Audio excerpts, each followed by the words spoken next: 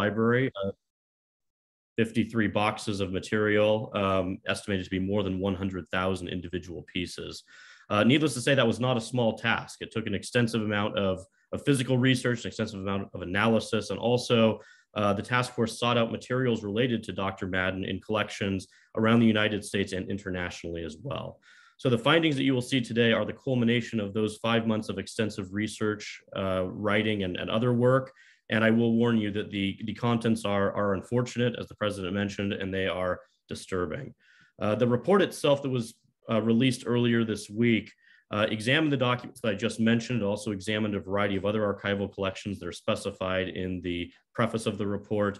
And the preliminary report runs 71 pages of content. So this is an extensive document, and I would encourage everyone on this call to read the full document. It is available now on the task force landing page. And the task force will, from this point forward, be refining this document and producing a final version that will go to the president for his consideration, as you just heard. So again, this is a large amount of work and based upon an extensive archival record that really exists all over the United States as well as internationally as well.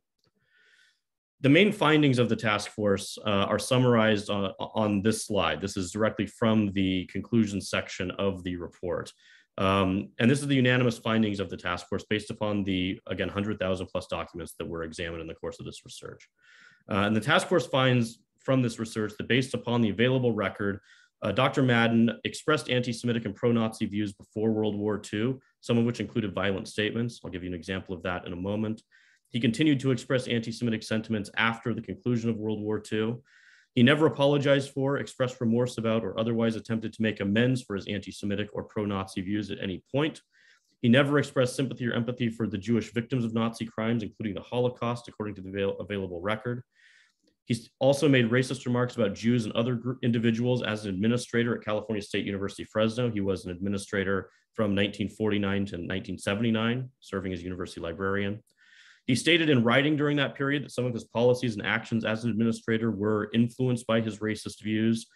And finally, and importantly, that he donated his papers to the university after personally curating the contents of the collection and with full knowledge that they contained anti-Semitic and racist statements. So again, these are clearly indicated by the available archival record.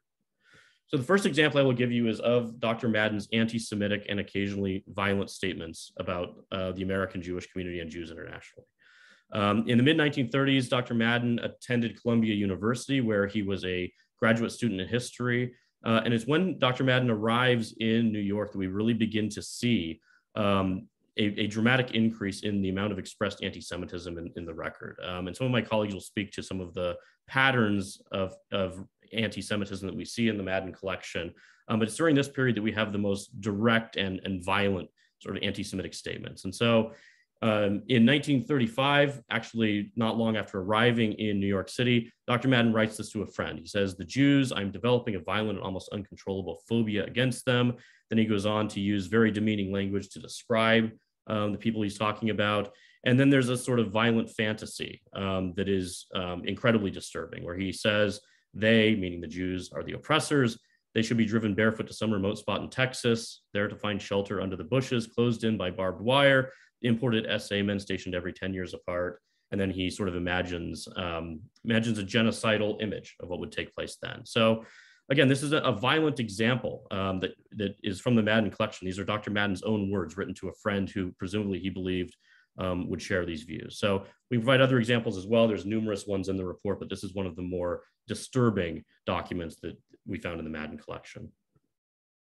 There is also photographic evidence indicating the depths of Dr. Madden's pro-Nazi views in this period.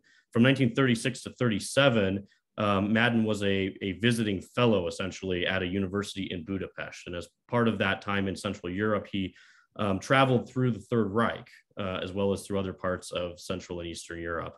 In 1936, he posed at a German labor camp with a number of other foreign travelers who are identified on the back of this photograph. And that is him on the right-hand side giving a Nazi salute and holding what appears to be a comb under his nose, clearly emulating Hitler. And on the back of this photo is actually captioned Adolf Hitler Madden. with USA in parentheses. So clearly identifying himself with Adolf Hitler in this particular photograph. In 1936, later that same summer, Dr. Madden gives a Nazi salute while visiting a festival in a German village. This is captioned with his name on the back, so we know that it is him. And this is, again, two photographs that Madden himself curated. He preserved these. We know that he was reviewing the contents of his own collection at the end of his life.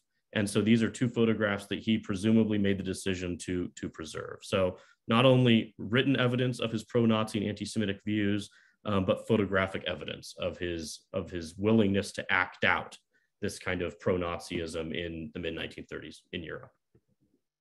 The second key finding, and my colleagues will speak more to this as well, is that Madden's anti-Semitism persisted through World War II and during his 30-year career at Fresno State. So after the war, Dr. Madden actually served as a U.S. Navy Reserve officer during the war itself, departed the Navy shortly after the war's end, and then after trying to find a job fairly unsuccessfully in the U.S., took a job at the International Refugee Organization, which was dealing with displaced persons in Europe at this time, many of whom were themselves Holocaust survivors. So during that work, Dr. Madden was in Linz, Austria, dealing with the displaced population, and wrote this letter to his mother. Much of the anti-Semitism in his correspondence in this period are in letters to his mother, in which he describes the Jewish displaced persons in this camp in extremely demeaning language. And so he says, we have a transport out almost every other week describing what's going on in this camp in which he's working. And then he says, but alas, about 60% of those who are going are the most undesirable type of Jew, he calls them. You would find it hard to believe that the best Jewish camp in Linz, which was recently closed down to make room for army families, all the Jews had Austrian or German servants, and many of them had cars. And then he goes on to describe the camp and says it's very comparable to the metropolitan life developments. And then he uses more demeaning language towards the Jewish community at the end. And he says, that's how the poor persecuted people, persecuted chosen people, referring to Jews, live, and referring to his statement above that a self-respecting pig wouldn't live in these accommodations. And then he says, as for the German refugees from Hungary, Romania, Yugoslavia, and Czechoslovakia, they live in absolute misery. So this is a pattern we see as well, that in this period, Madden sees German refugees as what he perceives as the true victims here. He expresses no sympathy at all for the Jewish Holocaust survivors that he was working with in these communities. So I'll turn it over to Dr. Blaine Roberts, my colleague, who will take us into the post-war period. Dr. Hart, just really quick, how old was Dr. Madden in the 40s and in the 30s? He was born in 1912, so he would have been in his mid-30s at this time. So yes, the suggestion that this was some sort of youthful indiscretion simply does not hold. Dr. Madden was not a particularly young man when these letters were written. Okay. Thank you, Dr. Hart. So a third key finding of our report is that Madden never honestly reckoned with or repudiated his support of Hitler or the Nazi regime. There is no conclusive evidence that Madden continued to harbor pro-Hitler or pro-Nazi sympathies after 1937, though the private expressions of support for the German army in its war against Britain and France as late as 1941 suggests that he still may have. But the archival record does not contain a single statement of regret about his pro-Hitler views, any condemnation of the Third Reich's crimes, or any expressions of sympathy for the victims of Nazism. And in fact, as late as 1982, which was just 7 months before he died at the age of 70, Madden wrote the letter that you see on your screen to a historian. And in this letter, he's talking about his time in Austria with the International Refugee Organization back in 1948 and 49. And he talks about his driver here, the man who drove him around, and mentions very casually that he was probably a member of the SS during the war. And he goes on to say that he sponsored this man's immigration to the United States. And he says he and his wife arrived penniless in San Francisco in January 1950. Today, in his mid-50s, he is retired, the owner of a large walnut orchard, warehouses, and apartment houses, and appreciative of his good fortune.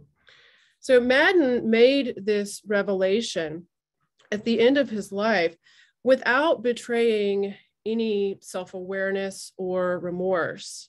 Likewise, the extant archival record does not reveal evidence that Madden took responsibility for or expressed regret over his anti-Semitic remarks. And as Dr. Hart has already mentioned, these failures are really most glaring in light of the fact that after his retirement in 1979, Madden spent countless hours sorting his papers and memorabilia with an eye toward donating them to an archive. As a historian and a librarian, Madden was both. He knew better than anyone that future researchers would see the letters, the photos, and the memorabilia that he had saved. He died fully aware of the contents of his personal papers, in other words, and yet this knowledge did not inspire introspection about his Nazi sympathies, his anti-Semitism, or any other disturbing aspects of his career at Fresno State. Had he felt uncomfortable with anything, he could have said so. He could have written a repudiation of his views or an apology or both, and he could have placed such documents in his collection. But Madden did not do any of these things. A fourth key finding of the report is that Madden held racist views that at times directly impacted his work at Fresno State. So Madden had the habit of making derogatory remarks, not just about Jews, but also about people of Mexican and Asian descent and African Americans, among others. And at times, this did impact his work. And what you're looking at here is a letter that he wrote in 1970 to a colleague at Berkeley, where he's talking about applicants for positions in the library. And he says a large number of the applicants are Taiwanese, Hong Kongers, and Hindus, generally from third and second rate schools, all of whom seem to have learned the gospel that if you can't succeed at something else, try librarianship. I have learned enough by experience to avoid favorable action on such applicants so they don't get much consideration.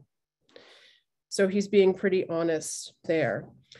Madden's racial prejudices also reared their head during campus conflicts over ethnic studies in the late 1960s, contributing to a campus climate that was hostile to students of color. The task force report concludes by considering what it means to commemorate a person by naming a building in his or her honor.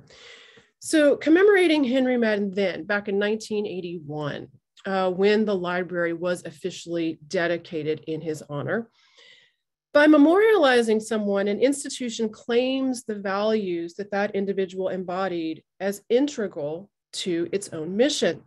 So in naming the library for Henry Madden, Fresno State sought to highlight the centrality of the pursuit of knowledge, unencumbered by censorship, to its mission as a university. And indeed, his supporters cited this legacy, which the report documents, as the reason that the library should bear his name.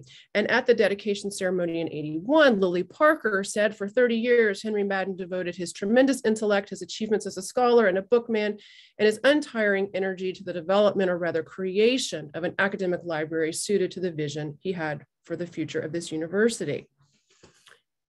That's what the reasons were in 1981. Those were the reasons that were publicly given for naming the library in his honor. But commemorating Henry Madden now, in the year 2022, is quite different. This report demonstrates that the university and board of trustees acted on an incomplete picture of who Madden was and of the values that mattered to him. When Madden died in 1982, his papers were sealed for 25 years as a condition of his gift to the university. The library had already been named for him, so there was effectively no way for the Fresno State community, the board of trustees, the community members, and the political figures who wrote letters in support of the decision to know the depth and extent of his anti-Semitic, Nazi sympathizing, and otherwise racist views prior to his death. The decision to name the library for Henry Madden was thus unfortunately made with an incomplete understanding of the man who would be honored. In sum, the task force report exposes Madden's views, their demonstrable impact on his career as a university administrator, and his continuing impact, the legacy of his impact today. The Fresno State community, the Board of Trustees, and the world now have the opportunity to reevaluate this honor in light of the complete body of evidence. Such a reevaluation, we believe, is vital if Fresno State is to live up to its mission as a diverse, tolerant, and inclusive university campus. Now, I would like to turn things over to my colleague, Dr. Jill Fields, who's the founding coordinator of Fresno State's Jewish Studies program. Thank you, Blaine. This week, Jews around the world are celebrating Passover, also called Pesach in Hebrew. It's a joyous holiday commemorating the liberation of our ancestors from slavery in Egypt. It's a holiday of mixed emotions in that we remember the sorrow of bondage and also the joy of achieving freedom. Today is also a day of many emotions and thoughts. First, I am grateful to President Jimenez Sandoval for convening the task force immediately upon learning of Madden's anti-Semitic statements. And I'm grateful to Task Force Chair Michael Lukens for, among other things, and like the President, understanding the need to include Jewish voices and perspectives in this process. I'm also grateful to the researchers and the task force members for all their work. And as a member of the task force and writing committee myself, I am happy that our difficult work is just about finished as we present this report and the next steps are taken to inform the CSU Board of Trustees what has been uncovered about Madden. Today, though, is also a somber day as we confront the history of anti-Semitism in Europe and the United States and how these racist perspectives even extended their reach into Fresno. This larger history is central to why we are meeting today, as Madden's views hold their power because his support for genocide against the Jewish people came to fruition. Yet the abhorrent views that research into the Madden papers reveals reminds us too that anti-Semitism, irrational hatred, and racism of all kinds are still part of our world today.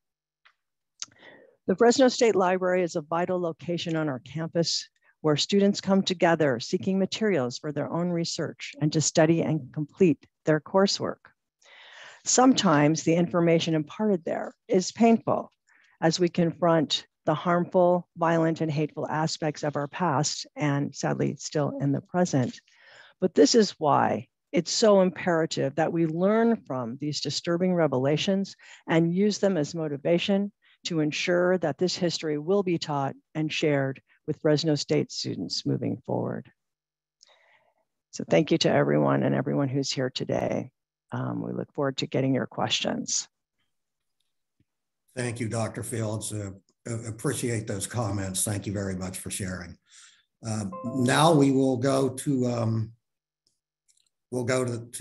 any questions we have, and just a reminder that if you have a question, just put it in the Q&A function. If you have any feedback, you can put it in chat, and we also have a feedback form on the landing page for the task force, and I will put that the link to the feedback form in chat in just a little bit. So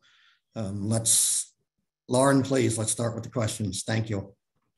All right, yes, and thank you all for attending. And if you can use the Q&A function, as Michael mentioned, we won't be monitoring the chat, so we'll be using that Q&A function. So the first question that we have is from someone who actually attended the webinar that we held earlier this week.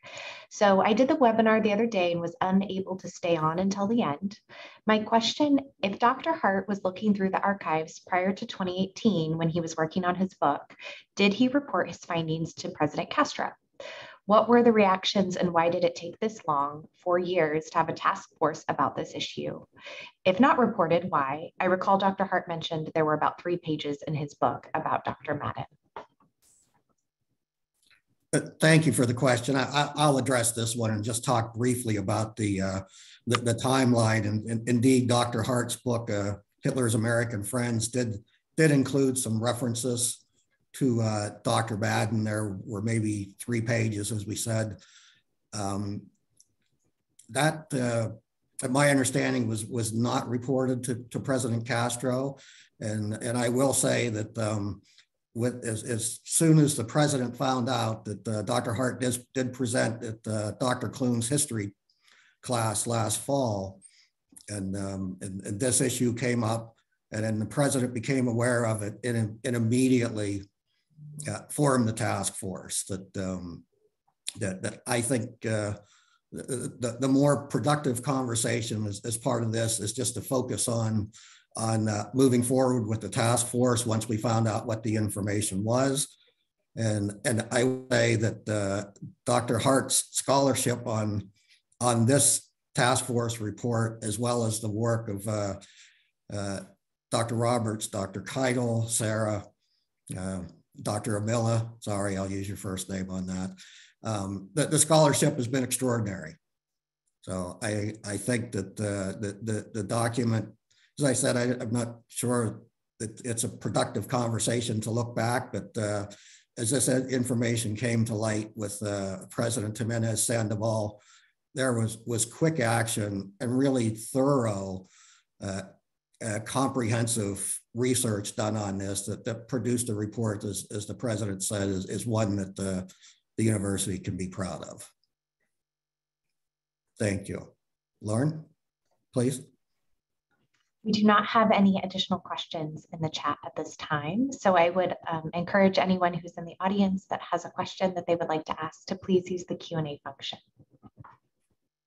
Perhaps the task force can mention this dichotomy that is seen throughout the papers of the public and the private Madden. I think that's really enlightening to understand that dynamic. Thank you, President.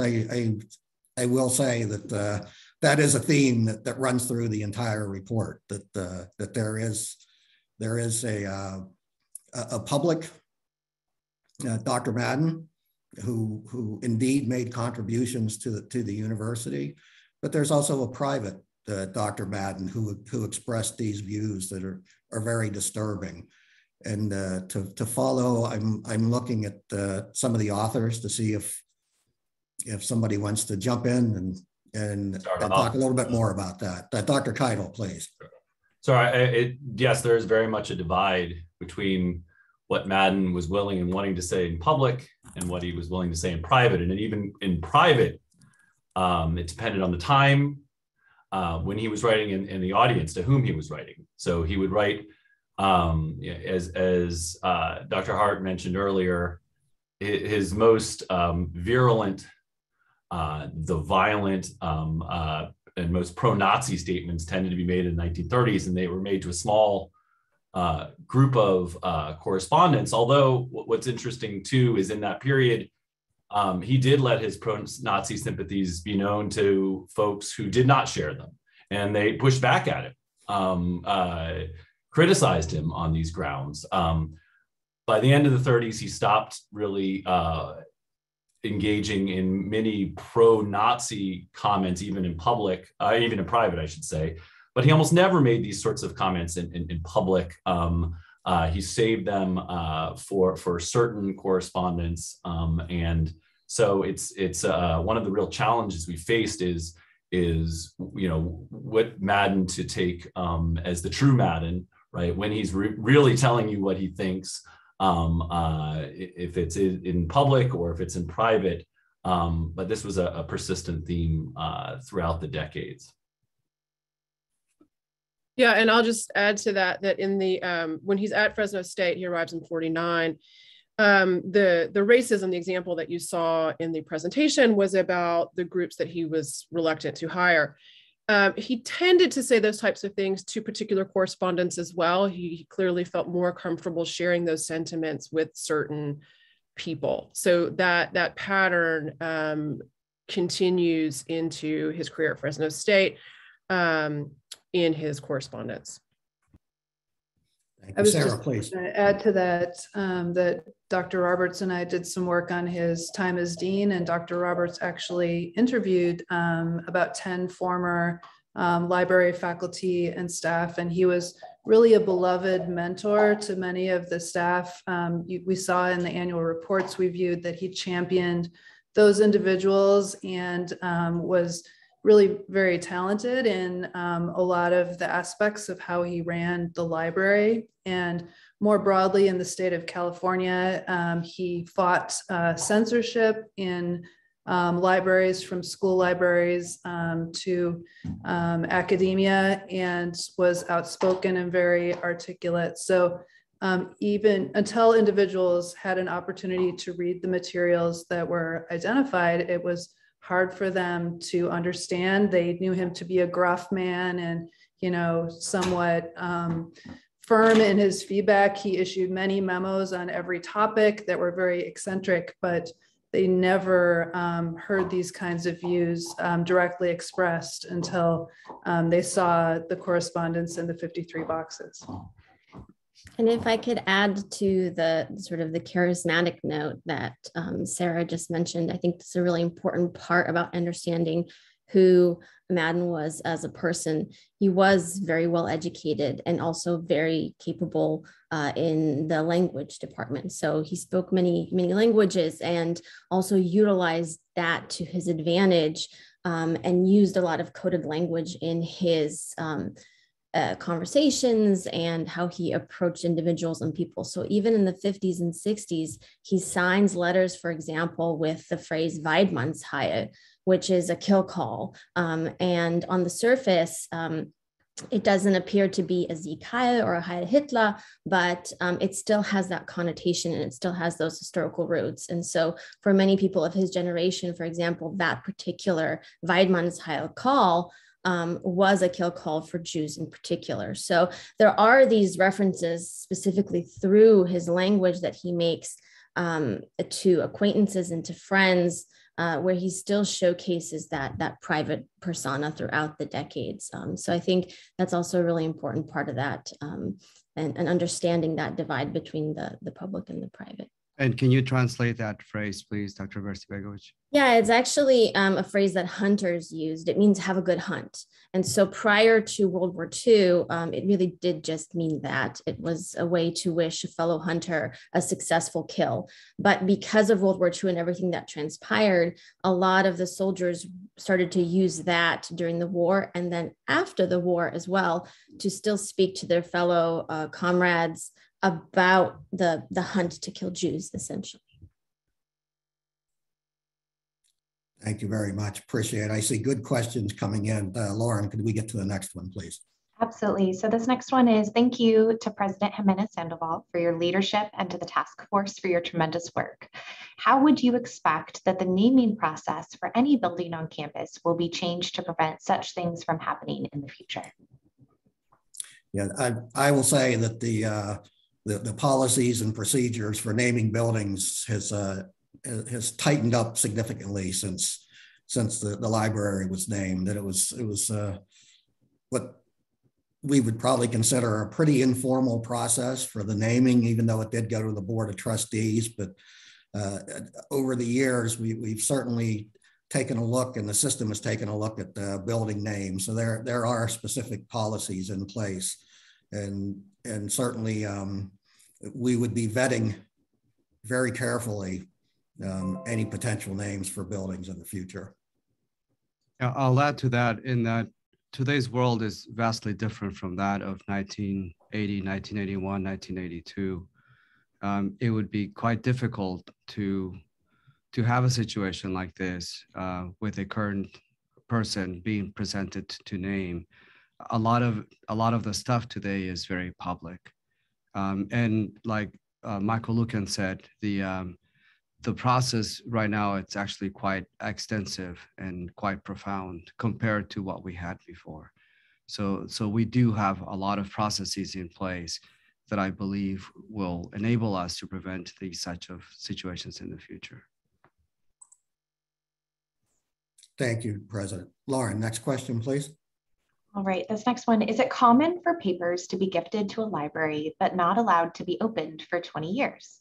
This was the first time I've heard of this kind of condition, and it seems odd. Thank you. That's a very good question. It's one that came up early in the process of the task force work. That there's some debate about how common that process is. That this isn't the only case that people have heard of, but it's not unusual for papers to be sealed for a certain period of time. That 25 years seem to be sort of on the outer edge of how long the papers are sealed, but it's not unusual for papers to be sealed for a certain period of time. All right, the next question. As scholars, what gives you strength to face the difficult information and to keep doing the hopeful work you did to help make it known to the community? Any advice to young scholars in the audience would be so appreciated. Thanks again for all of your work. This is a great question, and I'll let the scholars collect their thoughts for a minute and just say that the scholars and the task force members, this is really tough stuff. That there's a lot of emotion in this, and there's a lot of disturbing material, and it was a process where we recognized how emotional it was, but we also knew we needed to be analytical in the process, and that's where our scholars came in. So I will turn over to whoever wants to go first, because it did take an extraordinary amount of strength to go through the papers and be as relentless in the hours that they put in to do the research. So thank you. I could start that off. It is painful, and we do have to be willing to acknowledge that. But acknowledging suffering is a point of connection for different communities. I mean, just seeing again today the information that Bradley and Blaine presented, it's still shocking to me, even though I've seen it now dozens of times. And of course, those of you who went into the archives, you've seen it hundreds of times.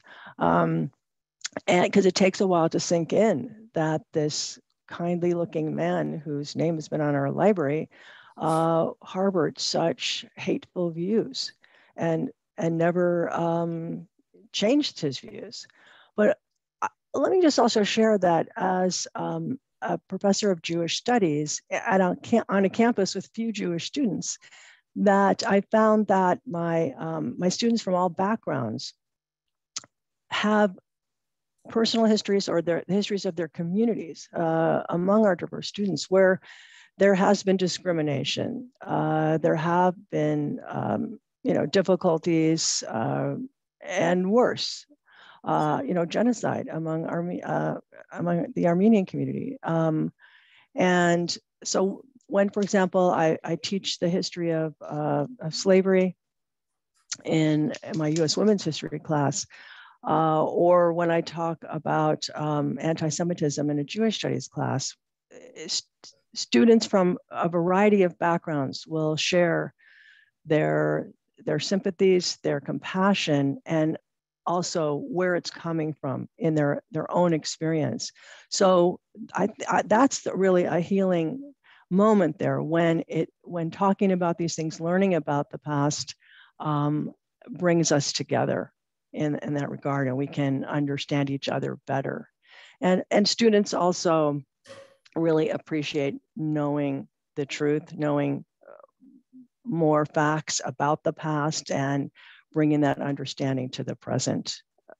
So I think there is a lot to learn and a lot to benefit from being willing to look at painful aspects of our history. Thank you, Dr. Fields. Others, please.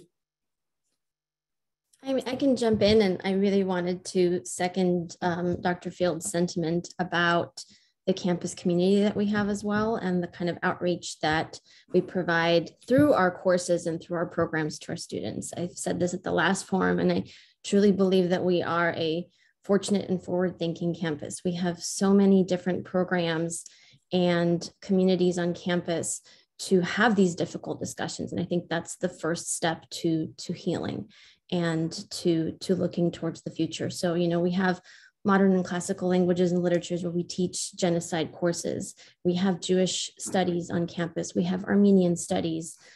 We have all these wonderful programs and departments that provide these courses in these contexts. And so looking forward towards the future, I think the answer really is continuing these conversations and keeping the library and other communities part of that dialogue. So to me, I think that's really the positive, the bright spot in all of this. It's disheartening that this man and his 53 boxes of materials had such an outsized power and role on our campus, but it was heartening that through the expertise of the researchers and the quality of the collecting that the library did, that the other voices and, you know, the truth could be discerned from the collections that we have, and that we had such a thorough process. I found it to be one of the most rewarding things that I've done, actually, to put all of those pieces of the puzzle together to discern what really transpired here and to try to bring some justice. So I found it very heartening to participate. Thank you. Anyone else? All right, thank you very much. Laura, next question, please. This question comes from Judith. She says, would you please discuss the experience and reactions of the students who have been involved in the research? It is such an important part of this process that they have been involved as part of their education. Should I jump in here, Michael? Yeah, thank you, Dr. Keidel. Okay, sure. That's a great question. Thank you for asking that. So from the very beginning, I know that the president and I think everyone involved in this wanted to see students play a central role in this project, in the task force work. And so I, along with Dr. Roberts, coordinated that aspect of things. There were 12 students, all history majors, who were taking a class that I was teaching, who participated in the research. And really what we wanted to do, we knew that this would be, involvement in any way would be an educational experience for them, but we wanted, and then when I talked to them, they wanted it to be not purely a pedagogical experience, but also something that actually contributed something to the project itself. As one student or several students said when I first talked to them about this, it sounds really cool that we'll be participating in the process, that it's not going to just be for school, right? Not just for a class. And so that's what we tried to do. And what we had the students do was take a portion of what it's hard to give a sense, even when we say 100,000 documents, how big this Madden collection is. If you haven't been in there and seen the boxes or been one of the great special collections staff that are lugging the boxes back and forth for us to use every day. I mean, it's an extraordinarily large collection. And a bunch of us were all pouring through different parts of it. And so what we decided to do is have the students all take on a certain portion of a box. There were about 5 or 6 boxes, and we're talking boxes this long with thousands of letters in them. And each student took about a half of a box, 6 or 7 folders, this much material. Each folder has hundreds of letters in them. And they were mostly the letters covering Madden's career at Fresno State from the early 60s, the early 50s through the early 80s when he retired and then dies. And they each got a portion of those letters assigned to them. And they read through every letter in the folders assigned to them. It was, 2 or 3 year range for each of them. This process took weeks upon weeks upon weeks. Dr. Roberts supervised it. The research that was going on in the library, because of COVID, we decided to divide the group into 6 students would be in the archives doing research. The other 6 would be with me in the classroom talking about what they found, sharing some of the research they found.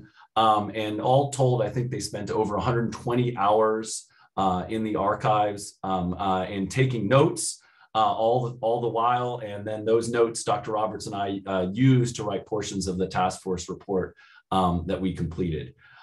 In addition to that, I had the students read some drafts of the portions of the report that I wrote and provide feedback. And so some of the feedback they provided ultimately got incorporated into the final task force report. So to make a very long statement short, or to sum up, they actually really contributed to this project. They produced research that we used. They provided feedback that informed the final report that we produced. And now they're also using their own research to produce their own projects that they're completing for this class by the end of the semester. So, and in the end, almost all of them said this was one of the most rewarding educational experiences that they had while here at Fresno State. So I think certainly our focus on this and including students in the process has been a really important thing.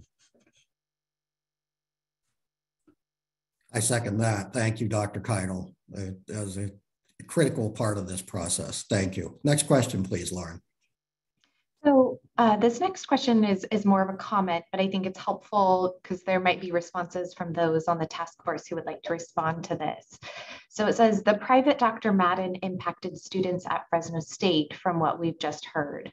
I hope we don't continue to honor Madden as a contributor to the university community. We need to note that he poisoned the well with his active racism. Thank you, Lauren. Appreciate the comment. Yeah. Next question, please. The next question, has the university decided to re-examine other building names after individuals to make sure the individuals that they are named after are still worth honoring? Thank you for that question. I will say that the major building names that came after or implemented after 2001, and that was after a time where we began to have strong vetting processes. So there was a much stronger vetting going on for those namings than the library. But if we have other indications that we should take a closer look at a building name, we'll certainly undergo a process that's very similar to this one. So thank you for the question. Next question, please, Lauren. Absolutely. Did Madden help resettle Nazis in the United States after World War II? Thanks. That's a great question. I'm looking at my scholars to I'd be happy to start the conversation off, and then others can jump in as well. I think the categorization of Nazis is a little bit difficult, not just in this case, but in many cases across the United States in particular, because many individuals who were Nazis and SS members often changed their names before they came to the United States. Many of them routed through South America and then came to California and other places, of course, as well. So it's a little bit hard to trace, and I don't think that we found any specific evidence that points to Nazis, except for that SS quote that we had. But again, even Madden himself says who was perhaps or likely an SS officer. So I think to give a definitive statement on that is difficult, and we don't have the exact proof from the archives, though there are individuals and narratives that we've seen through the letters who Madden has actively sponsored coming through South America and coming also directly from Germany. Now, it doesn't necessarily mean that these individuals were Nazis or had any SS connections, but he certainly did sponsor many Germans coming immediately out of that post-war period to California specifically. And there is one case that is very interesting who he sponsored through South America, coming to Fresno directly and staying with him in his home. So there are questionable cases and connections, but I don't think we can say anything definitively because, again, of the name change aspect of it, and that there is no direct evidence, at least that I have seen from the archives. So I wouldn't go as far as saying Nazis perhaps, but certainly people with questionable connections and pasts to National Socialism in Germany. Thank you. Others? All right. Thank you. Lauren, next question, please. We don't have any other questions through the chat, but I do have a question for the task force because we are rounding out our time today in the open forum. And if you do have a question and you're out in the audience, please feel free to submit one. But is there anything that you would hope our audiences that are participating in these open forums would take away from your time and your research? That would be my question. Is there any sort of lasting piece of advice or lasting takeaway that you hope people hear when they're attending these and reading the reports? Thanks, Lauren. I see people thinking, and I'll jump in with a really quick comment. Thanks, Dr. I would say no matter where you're coming at this issue from, what direction, approach it with an open mind, right? You may have one view of somebody, but read the evidence, look at what it look at all the evidence we found that we've laid out before you decide whether a fair case has been made or not. Don't approach it. Don't approach the evidence. Don't approach the problem with a predetermined conclusion. Approach this issue, no matter what direction you come at it from, with an open mind. That's what I think the task force tried to do. We examined everything. We looked at everything. We tried to be as thorough as possible. And so we would ask everyone, that we encourage everyone to read. We know it's long, but read the whole report because we wanted to include everything we possibly could in there. And so please approach it the same way. There are also a lot of visuals with the report, and I think we need to talk about those. Mm-hmm. Yeah, and I'll just add, oh, sorry. I'm sorry. Go ahead, Sarah. I just wanted to comment briefly on the visuals that Michael Lukens put the link to the exhibit of some of the evidence into the chat, and we could put it in again. The researchers selected about 20 items, letters, photographs, etc., that you can view in an exhibit that the library staff helped put together. And you can view the letters, you can read quotes, you can look at the evidence yourself, read the contextualizations. And if you want to go deeper, you can go to the report, the 71 pages, to read more. Also, anyone is welcome to come to the library if there's something in particular they'd like to look at. You just need to make an appointment, and the information is there.